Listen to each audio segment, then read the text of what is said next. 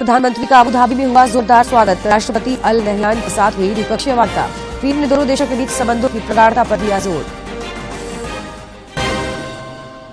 मुख्यमंत्री ने दुमका में आयोजित कार्यक्रम में राज्य में बुनियादी सुविधाओं के विकास और सिंचाई सुविधाओं के विस्तार पर दिया जोर। 15 फरवरी को राज्य कैबिनेट की बैठक। केंद्रीय शिक्षा राज्य मंत्री अन्नपूर्णा देवी ने गिरिडीह में पीएमसी स्कूल में बहुउद्देशीय सभागार और एकीकृत खेल परिसर का किया शिलान्यास। बच्चों का बढ़ाया हौसला। और जामताड़ा से 4 साइबर अपराधी गिरफ्तार, मोबाइल और अन्य चीजें बरामद। रामगढ़ में अपराध की योजना बनाते 3 अपराधी हथियार समेत पकड़ाए।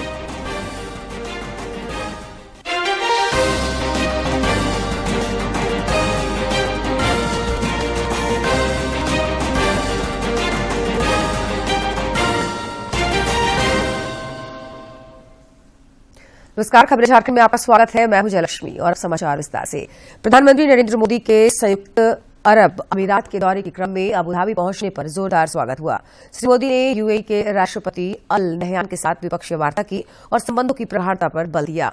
इस दौरान समझौता पत्रों का आदान प्रदान भी हुआ। प्रधानमंत्री ने कहा कि भारत और यूएई के बीच हर क्षेत्र में साझी भागीदारी हो रही है। उन्होंने मंदिर निर्माण का मार्ग प्रशस्त करने के लिए भी राष्ट्रपति अल नहयान का आभार जताया।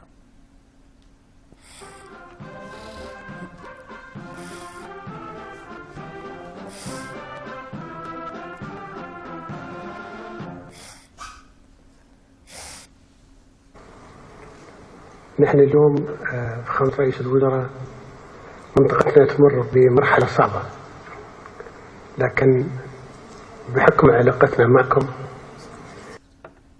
का एक प्रकार से एक नया युग शुरू हो रहा है फिनटेक का, और ये भी अपने आप में बहुत बड़ा अनुभव है। उसी प्रकार से मैं आपका हृदय से आभार व्यक्त करना चाहूंगा कि आप समय निकाल करके मेरा निमंत्रण स्वीकार करके मेरे होम स्टेट आए। वाइब्रेंट गुजरात समिट को आपने एक नई ऊंचाई दी और उसके कारण उसका गौरव भी बढ़ा है।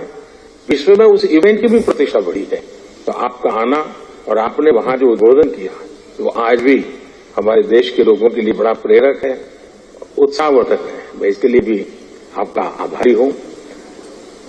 आपकी भारत के प्रति जो लगाव है और आपकी यूएई के उज्जवल भविष्य के लिए जो विजन है, उसका एक उदाहरण मैं देख रहा हूं। यहाँ बीएपीएस का मंदिर बनना आपके सहयोग के बिना ये संभव ही नहीं था। और मेरी पहली मुलाकात मैंने सिंपली आपको रिक्वेस्ट की कि जरा आप देख लीजिए, और पलक झपकते ही आपने उसका निर्णय करके मुझे बता दिया कि बस जगह पर ऐसे उंगली रख दीजिए, आपको जगह मिल जाएगी। शायद इतना विश्वास, इतना प्यार अपने आप में एक बहुत ही अनोखे संबंधों की ये शक्ति को दर्शाता है। प्रधानमंत्री नरेंद्र मोदी ने आज पीएम सूर्यघर योजना का ऐलान किया, जिसके तहत अब उपभोक्ताओं को हर महीने 300 यूनिट बिजली मुफ्त में मिलेगी। प्रधानमंत्री ने एक सोशल मीडिया एक्स पर कहा कि सतत विकास और लोगों की भलाई के लिए हम पीएम सूर्यघर मुफ्त बिजली योजना शुरू कर रहे हैं।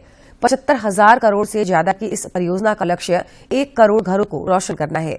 प्रधानमंत्री ने कहा कि बिजली बिल कम होने से लोगों की आय बढ़ेगी। उन्होंने सौर ऊर्जा और सतत प्रगति को बढ़ावा देने के लिए सभी आवासीय उपभोक्ताओं, विशेषकर युवाओं से आग्रह किया कि वे pmsuryaghar.gov.in पर आवेदन करके पीएम सूर्यघर मुफ्त बिजली योजना को मजबूत करें। केंद्रीय कृषि मंत्री अर्जुन मुंडा ने किसान कल्याण और कृषि विकास की प्रतिबद्धता दोहराई है। उन्होंने एमएसपी पर स्थायी समाधान खोजने का भरोसा दिलाया। देखिए, मैं आम किसान से पहले तो ये निवेदन करूंगा कि आम जनता की बातों को, आम जनता की कठिनाइयों को भी समझते हुए और ये ध्यान में रखते हुए कि कोई ऐसे तत्व इस तरह के घटनाओं को बढ़ावा दे करके किसानों को बदनाम कर सकता है। सर, कुछ किसान हमारा अन्नदाता है, किसानों का कोई नुकसान नहीं हो, इसकी चिंता हम लगातार करते रहे हैं, करते रहेंगे। बहुत सारे ऐसे मामले हैं एमएसपी को लेकर, क्या आपको लग रहा है कि बात बनते बनते रह रही है, कहाँ पे दिक्कत आ रही है? हमने स्पष्ट तरीके से, सकारात्मक तरीके से बहुत सारे ऐसे विषय जो एडमिनिस्ट्रेटिव लेवल के थे उनका स्पष्टीकरण दिया, उस पर रिजल्ट दिया और कहा कि कुछ जो विधायी कार्य की दृष्टि से है उस पर हम एक कमेटी बना करके इसका अस्थायी समाधान ढूंढना चाहते हैं, जिसमें कमेटी में किसान संगठन के लोगों की भागीदारी हो।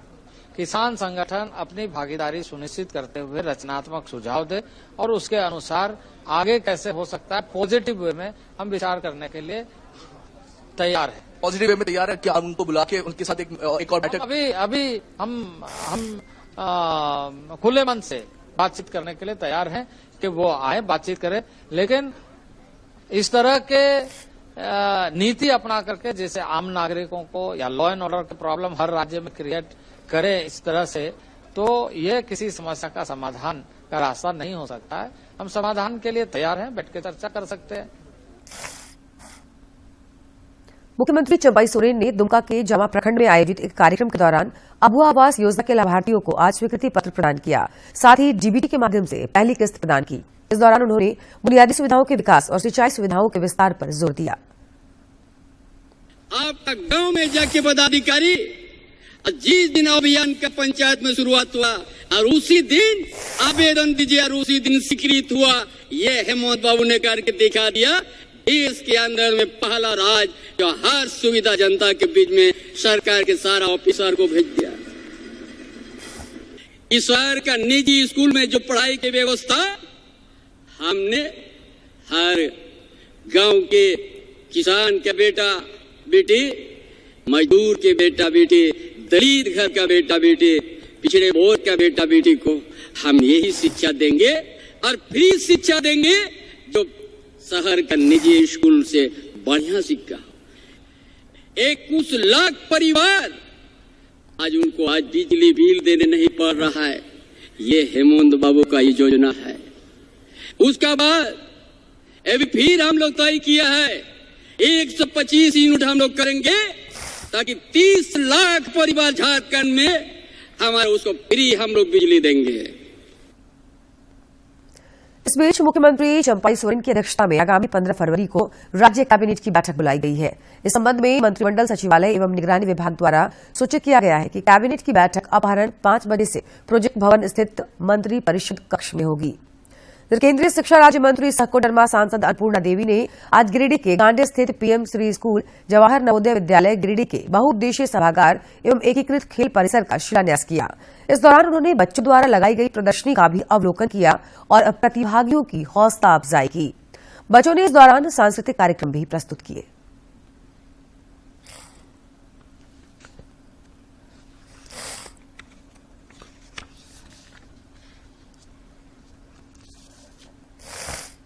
मार्क्सवादी कम्युनिस्ट पार्टी की वरिष्ठ नेता वृंदा करात ने आज रांची में एक प्रेस वार्ता को संबोधित कर विभिन्न समसामयिक विषयों की चर्चा की।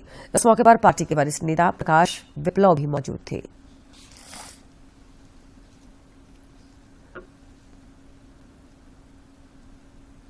कि ये जो भी कार्रवाई कर रहे हैं और इस स्लोगन को लागू करने के लिए या तो हमारे पास आओ या जेल जाओ वाली जो उनका अभियान है, इसका बिल्कुल विपरीत असर आम जनता में है।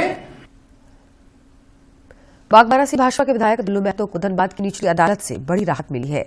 वे दुष्कर्म के आरोपों से बरी कर दिए गए हैं। धनबाद के एमपी एमएलए कोर्ट के विशेष न्यायाधीश अखिलेश कुमार ने इस मामले में अपना फैसला सुनाया। इस मामले में पीड़िता और उनके पति पहले ही गवाही के दौरान अपने आरोपों से मुकर चुके हैं। मिशन 2024 को सफलीभूत करने के लिए सभी पार्टियां संगठन को मजबूत बनाने और आधिकारिक लोगों को इससे जोड़ने के लिए प्रयासरत है। इस सिलसिले में आज सरायकेला जिले के चांडिल मैदान में भाजपा द्वारा मिलन समारोह का आयोजन हुआ। इस दौरान ईचागढ़ के पूर्व विधायक अरविंद सिंह उर्फ मलखान सिंह ने प्रदेश अध्यक्ष बाबूलाल मरांडी के समक्ष अपने सैकड़ों समर्थकों के साथ भाजपा की सदस्यता ग्रहण की। सांसद जयंत सिन्हा गांव चलो अभियान के तहत रामगढ़ जिले के गोला के सुदूरवर्ती चोकरबीड़ा गांव पहुंचे और रात्रि चौपाल में ग्रामीणों से संवाद किया। गांव चलो अभियान के तहत हजारीबाग सांसद जयंत सिन्हा ने रामगढ़ जिला अंतर्गत गोला के चोकरबीड़ा गांव में रात्रि चौपाल लगाया। इस रात्रि चौपाल सह रात्रि विश्राम कार्यक्रम में भाजपा के कई वरिष्ठ नेता और स्थानीय ग्रामीण भी मौजूद रहे।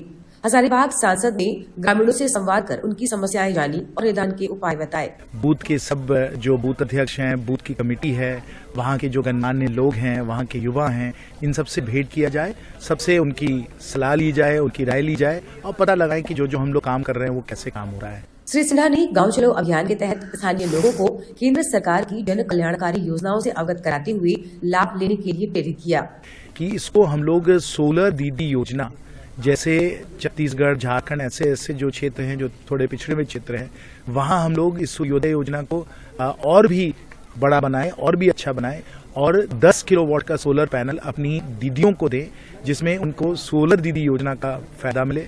इस मौके पर ग्रामीणों ने रात्रि चौपाल के आयोजन की सराहना की, साथ ही सोलर दीदी योजना जैसी योजनाओं की जमकर प्रशंसा की। ये योजना सोलर दीदी योजना के बारे में बताएं वो, और वो बताएं कि ये योजना से मतलब हम उसका यूज नहीं कर सकते, उससे हम लोग लाभ भी कमा सकते हैं, ठीक है। और लाभ कमाने से क्या है कि चलिए ये तो घर में हमारा गैस का भी बचत होगा और सबसे बड़ी चीज लकड़ी जैसा प्रदूषण से दूर हटेंगे। इस दौरान जयंत सिन्हा ने ग्रामीणों के बीच कंबल का भी वितरण किया। रामगढ़ से के तिवारी की रिपोर्ट। महाराष्ट्र में कांग्रेस को एक के बाद एक झटके लग रहे हैं। पूर्व मुख्यमंत्री अशोक चौहान आज भारतीय जनता पार्टी में शामिल हो गए। श्री चौहान ने कल विधानसभा और कांग्रेस की प्राथमिक सदस्यता से इस्तीफा दे दिया था। आज कार्यक्रम में महाराष्ट्र के उप मुख्यमंत्री देवेंद्र फडणवीस ने उन्हें भाजपा की सदस्यता दिलाई।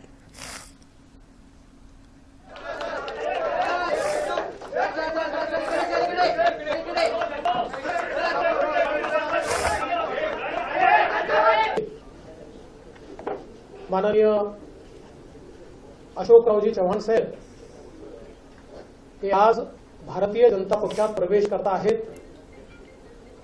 मी सर्वप्रथम भारतीय जनता पक्षाचे महाराष्ट्राचे अध्यक्ष माननीय चंद्रशेखर बावनकुळेजी यांना विनंती करेन की त्यांनी अशोकरावांचा प्राथमिक सदस्याचा जो फॉर्म आहे त्याच्यावर सही करून त्यांना पक्षात रितसर प्रवेश द्यावा। राष्ट्रपति द्रौपदी मुर्मू गुजरात दौरे पर हैं। आज उन्होंने वलसाड में श्रीमद रामचंद्र मिशन के कार्यक्रम को संबोधित किया। इस दौरान उन्होंने कहा कि संपूर्ण विश्व एक परिवार है। आज अधिकांश लोग भौतिक सुख के पीछे भाग रही है। ये धन संपत्ति के लिए एक ऐसी दौड़ में भाग रहे हैं जिसका अंत सुखद हो ही नहीं सकता। ये भूल गए हैं कि जीवन में हमें वास्तव में क्या चाहिए। हम अपनी आध्यात्मिक संपदा को धीरे धीरे भूलते जा रहे हैं।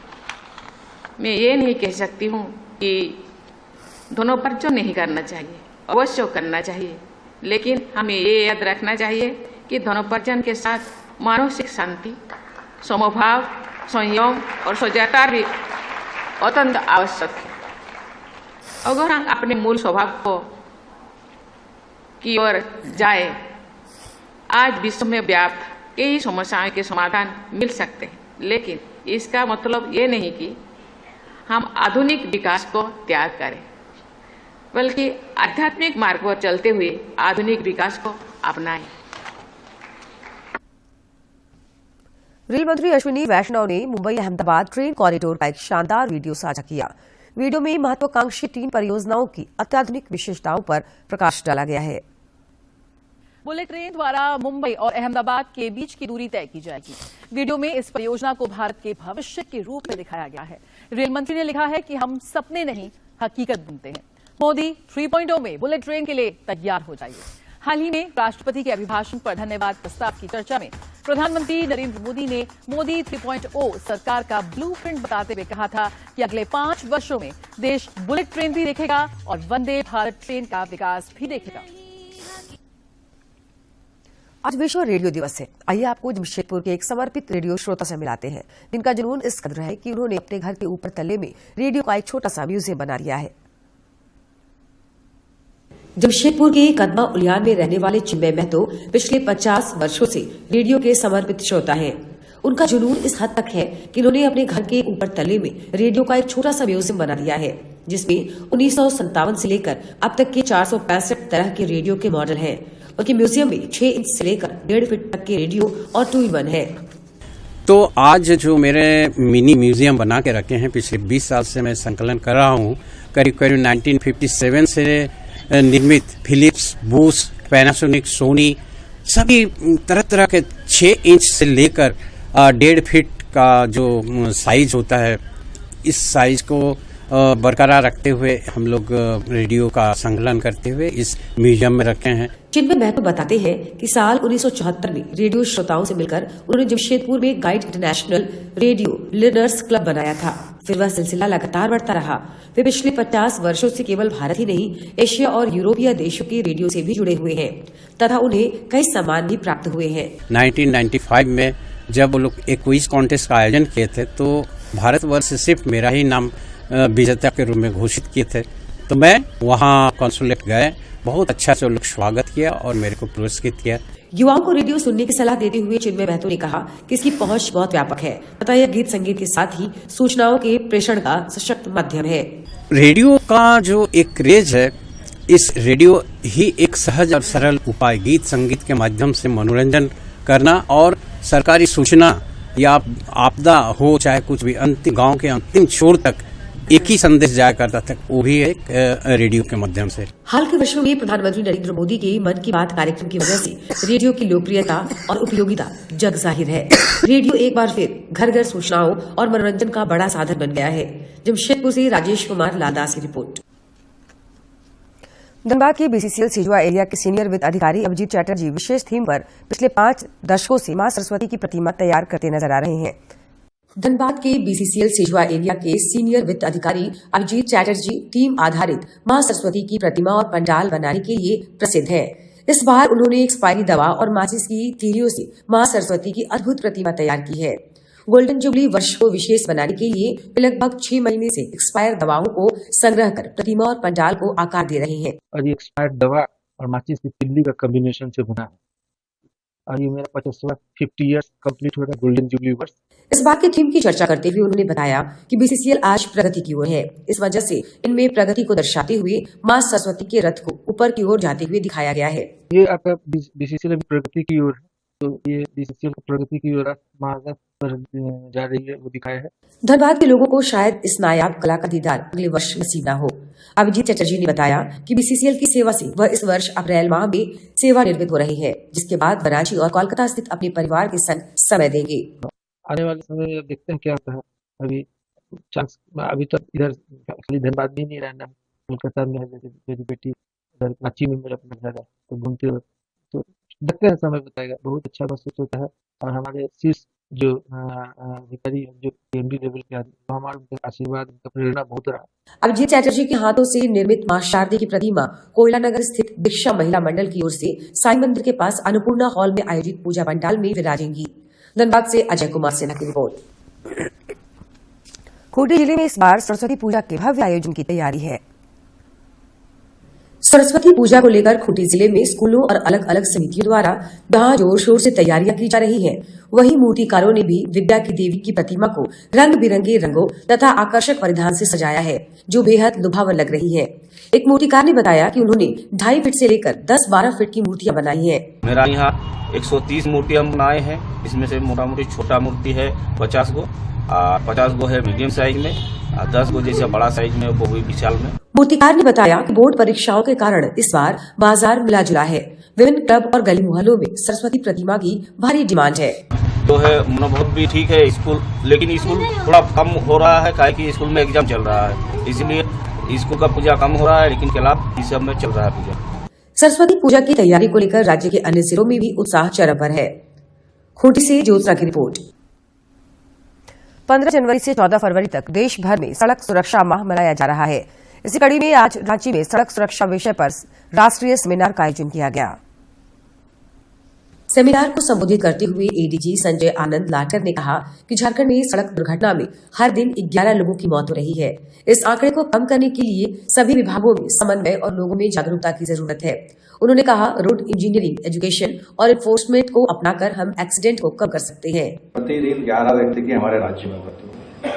मतलब अगर हमारे 24 जिले हैं तो प्रत्येक 2 जिलों में प्रतिदिन कम से कम 1 व्यक्ति की मृत्यु हो रही है और एक्सीडेंट को जोड़ेंगे तो फिर और उसमें जुट जाएगा आंकड़ा। तो इसको अगर रोकना है तो हमें सबको अपने प्रतिदिन के एक्टिविटी में से कुछ हिस्सा निकालना होगा। इस मौके पर परिवहन विभाग के सचिव कृष्णानंद झा ने कहा कि सड़क सुरक्षा को मजबूत और दुर्घटनाओं में कमी लाकर देश की जीडीपी को मजबूत किया जा सकता है। उन्होंने कहा कि सड़क सुरक्षा की सामूहिक जिम्मेवारी तय होनी चाहिए। अब जैसे मैंने बताया कि जीडीपी में ट्रांसपोर्ट सेक्टर का काफी योगदान होता है, लेकिन अगर हम सेफली नहीं ट्रांसपोर्टेशन कर पाते हैं तो उल्टा हो जाता है। इससे बिलियन डॉलर्स जो अनुमान है इंडिया का भी जीडीपी का लॉस होता है। जो ये एक्सीडेंट होते हैं उसमें गुड्स में ले, अगर ह्यूमन लाइफ को हम लोग कन्वर्ट करें, उससे हम लोग पूरा देश और झारखंड भी काम कर रहा है कि कैसे हम रोड एक्सीडेंट को मिनिमाइज करें और अगर जहाँ रोड एक्सीडेंट हो भी तो कैसे हम लॉस ऑफ लाइफ को या जो डिसेबिलिटी होती है इसको हम रोकें। इसमें सेमिनार में अन्य लोगों के अलावा डीआईजी धनंजय सिंह समेत कई जिलों के परिवहन पदाधिकारी, पुलिस पदाधिकारी और रोड सेफ्टी से जुड़े कई जानकारों ने हिस्सा लिया। रांची से करवीर की रिपोर्ट। जामताड़ा में एक बार फिर पुलिस को साइबर अपराधियों के खिलाफ सफलता मिली है। पुलिस ने गुप्त सूचना के आधार पर छापेमारी कर 4 साइबर अपराधियों को गिरफ्तार कर उन्हें जेल भेज दिया। गिरफ्तार अपराधियों के पास से 20 मोबाइल, 30 सिम कार्ड, 2 पासबुक एवं 2 मोटरसाइकिल बरामद किया गया है। इधर रामगढ़ जिले की पतरातू थाना पुलिस ने अपराध की योजना बनाते हुए 3 अपराधियों को गिरफ्तार कर लिया है। इन अपराधियों के पास से हथियार भी बरामद किए गए हैं। पूछताछ के क्रम में एक अपराधी ने व्यवसायी रोशन साव की हत्या में अपनी संलिप्तता की बात को स्वीकार किया है। हो गया। इस छापामारी टीम के द्वारा सूचना अनुसार उस स्थान पर छापामारी की गई, जिसमें 3 अपराध कर्मियों को पकड़ा गया। एक है रियान सिंह उर्फ स्वतंत्र उर्फ RDX, एक है शिवम राज और एक अनिकेत कुमार उर्फ मुन्नू। ये तीनों अपराध कर्मियों को पकड़ा गया। इन तीनों को बार बार छापामारी किया गया, तो ये तीनों के पास से 2 देसी कट्टा बरामद किया गया है, 1 पिस्टल बरामद किया गया है एवं 8 mm का 8 गोली जिंदा बरामद किया गया है। समूह से जुड़कर महिलाएं आज न सिर्फ खुद आत्मनिर्भर बन रही हैं, बल्कि समाज को भी एक नई दिशा दे रही हैं। राज्य की कुछ महिलाएं स्वरोजगार के जरिए साथी महिलाओं के साथ साथ बेरोजगार युवकों को भी रोजगार का जरिया उपलब्ध करा रही हैं। देखिए ये रिपोर्ट। रांची के विद्यानगर की कुछ महिलाओं ने घर पर ही बर्तन धोने के स्क्रबर के निर्माण का व्यवसाय शुरू किया है। समूह की संयोजक नेहा बताती हैं कि बिजनेस का यह आइडिया और इसे बनाने की शुरुआती जानकारी उन्हें यूट्यूब से मिला, जिसके बाद ट्रांसपोर्ट के जरिए उन्होंने रॉ मटेरियल मंगवाया और देखते ही देखते उनका व्यवसाय चल निकला। आज इस व्यवसाय के जरिए दर्जनों महिलाओं के अलावा कई युवकों को भी रोजगार मिल रहा है। महिला ग्रुप सारे लेडी लोग मिलकर सब काम करते हैं और सप्लायर लोग हैं वो सप्लाई करते हैं और हमारा कुछ लड़का लोग है तो जहाँ का ऑर्डर रहता है ये हमारा एरिया छोड़ के बाहर एरिया भी जाता है। समूह से जुड़ी महिलाओं का इरादा व्यवसाय के क्षेत्र में लंबी छलांग लगाने की है। साथ ही महिलाओं ने बताया कि जल्द ही वे इसका विस्तार करेंगी और अधिक से अधिक महिलाओं के लिए स्वरोजगार का मार्ग प्रशस्त करेंगी। ले जाकर सामान यहाँ से पहुँचाते हैं, बेचते हैं, अपना सप्लाई करते हैं और हम लोग का बिजनेस जैसे जैसे बढ़ेगा हम लोग महिला लोग को रखेंगे और उन लोग को रोजगार देंगे। हम लोग बिजनेस बढ़ाने वाले हैं और जब बढ़ेगा तो हम लोग अपना ग्रुप में बढ़ाएंगे लेडीज को, महिलाओं को। सबसे बड़ी बात है कि समूह की महिलाओं ने मोहल्ले के कई युवाओं को भी आमदनी का नया जरिया दिया है।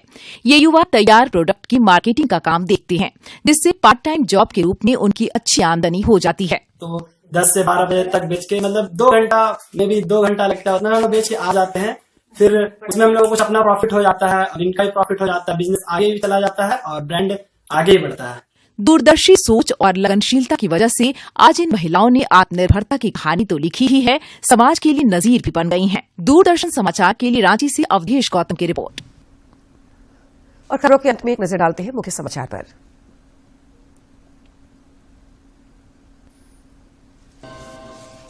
प्रधानमंत्री का अबुधाबी में हुआ जोरदार स्वागत। राष्ट्रपति अल नहयान के साथ हुई द्विपक्षीय वार्ता। पीएम ने दोनों देशों के बीच संबंधों की प्रगाढ़ता पर दिया जोर। मुख्यमंत्री ने दुमका में आयोजित कार्यक्रम में राज्य में बुनियादी सुविधाओं के विकास और सिंचाई सुविधाओं के विस्तार पर दिया जोर। 15 फरवरी को राज्य कैबिनेट की बैठक। केंद्रीय शिक्षा राज्य मंत्री अन्नपूर्णा देवी ने गिरिडीह में पीएमसी स्कूल में बहुउद्देशीय सभागार और एकीकृत खेल परिसर का किया शिलान्यास। बच्चों का बढ़ाया हौसला। और जामताड़ा से 4 साइबर अपराधी गिरफ्तार, मोबाइल और अन्य चीजें बरामद। रामगढ़ में अपराध की योजना बनाते 3 अपराधी हथियार समेत पकड़ाए।